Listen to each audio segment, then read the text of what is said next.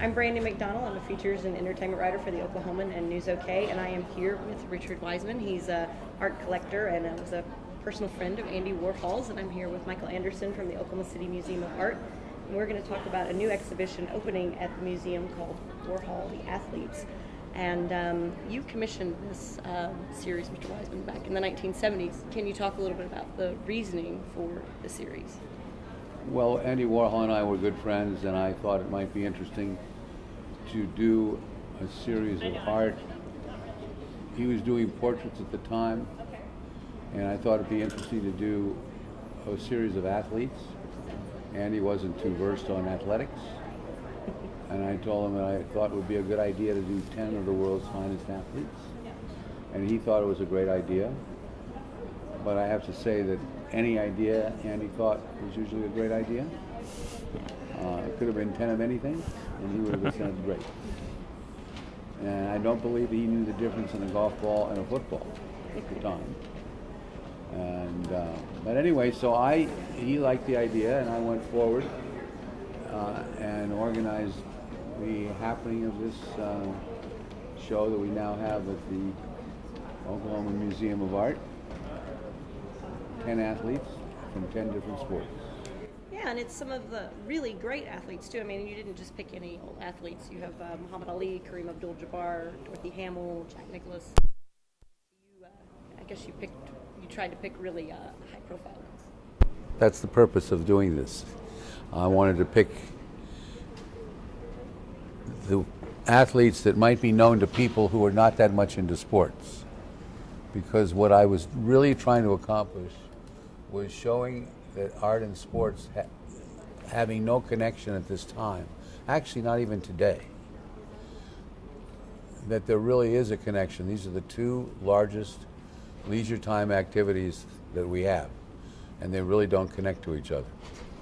And by doing things like this might be a lead-in toward people coming to the Oklahoma Museum that have never been there before, and quite frankly have no reason to go.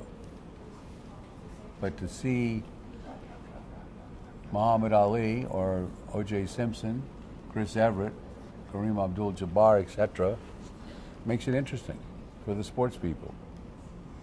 And someone told me that there were a few sports people in Oklahoma, I think, so maybe some of them will be interested in coming and seeing this show. Is it exciting to bring the exhibit to a city like Oklahoma City that has such a big sports tradition? We have the Oklahoma City Thunder, which has sold out more games than anybody else since they've come here, and OU football, OSU basketball, those great sports. I'm not sure you have that in the right order. I think OU football might be a little bit ahead, in spite of what the Thunder are doing these days. But in any event, yes, of course, and I think that Oklahoma is a perfect example of a state. And one's generalizing, of course, but the state basically is very much into sports. And I think that showing that it can be coinciding with the art is a good thing for everybody. And I think it's also nice for the people who go into the museums to go to some of those Thunder games. I'm not sure how many of them do. Okay, so it's not a one-way street. But let's right now get some of the people out there that are very much into the sports around here, and well-deserved, because these are great teams, year in and year out. And the museum, I think, does a great job, and we'll have some interesting works in there that I think the people will be very interested in. Michael, can you talk a little bit about why, what's been the response, what's the anticipation level for an Andy Warhol exhibit coming to the museum? It's been very, very high. Anecdotally, it's the exhibition that people have been most excited about. And even when we've gone to our printers, or when we've kind of been in the cafe, it's randomly people will come up and they'll see not just that it's Warhol. I mean, that's a big deal, but also that it's the athletes. They might see the Muhammad Ali image, and they certainly have expressed their excitement. So it's something that we've really kind of been hearing a lot about, and it is this convergence that that Richard's talking about between athletics and the art. I mean, it's Warhol. It's a name that everybody knows and loves, and it's also a number of athletes that even if even if you didn't grow up with these athletes, even if you're younger, you still know a number of these athletes. They're really kind of iconic athletes, and so we've gotten wonderful response so far, and we're anticipating a really popular exhibition. The Masters golf tournament just finished. Just on Sunday. And I believe, I don't know if you can see this on the TV, but I believe this man was there. Yeah, he had a heck of a shot, I think. Yeah. Hole in one.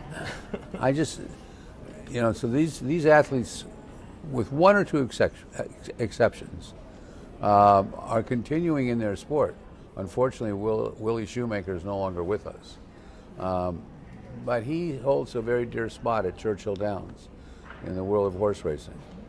And anyway, I found it very fascinating, and Warhol also found it very fascinating because he wasn't that versed with the world of sport. But he was very cutting edge, and he recognized, I guess, that these athletes were obtaining a level of celebrity that had previously been for people like movie stars, and that's something that we've definitely seen today. I mean, we have Russell Westbrook and Kevin Durant who are on your Wheaties box and all that kind of things, that they're superstars, like movie stars now. So he was very much cutting edge, as he was in so many things with that. So do you have a favorite story? You told me a really funny story about Andy and Jack Nicklaus, and I think that some of the stories of getting to go along with him as he worked on these portraits were pretty entertaining, I think. Well,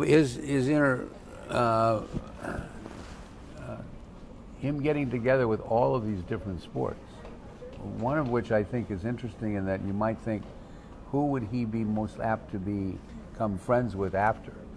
Which sport? And the one that I find would have been maybe my last guess was ice hockey. And he would pal around with some of the ice hockey players in some of the places in Texas and places that maybe weren't exactly familiar with some of the activities of some of the artists. And if someone gave them a bad time, the ice hockey players were there. You have trouble with my friend, you have trouble with me. And it was really funny to see these big ice hockey players and little Andy Warhol. I think the story you're alluding to is the Jack Nicklaus, when we were doing the portrait. And he asked Jack if he would move his stick a little bit over to the left to help with his taking the Polaroid pictures. And Jack said, "You mean my golf club? It's not a stick, it's a golf club." And asked me if Andy knew what he was doing, and I promised Jack he did know what he was doing, and that I would inform him it was a club.